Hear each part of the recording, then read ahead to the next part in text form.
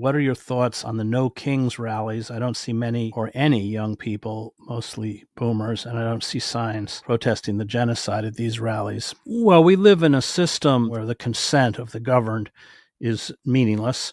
They don't really care what we think. Most people don't want to see Social Security destroyed. Most people don't want to see, veterans' benefits privatized. Most people would like big banks held accountable. Most people don't want the oligarchs and the billionaire class to engage in virtual tax boycotts, but it doesn't matter. For rallies like this, it's largely, in terms of actually influencing or pressuring the Trump administration, useless. What is not useless is what we saw in Los Angeles, where you actually begin to shut down highways and you disrupt the machinery of state. And of course, the Trump administration has responded with very draconian measures to thwart that. But I think it's acts of civil disobedience, acts of disruption that will be effective in putting pressure on the Trump administration. I think it's great that people went out. That's better than not going out. But I don't think ultimately the Trump administration cares how many people are protesting, as long as they don't begin to disrupt the mechanisms of governance and commerce. Ultimately, we have to organize strikes. That is the most effective weapon we have. Of course, organized labor has been decimated, so it's almost a rebuilding process. This is what Shama Sawant is trying to do with No Worker Strike Back. It is incredibly important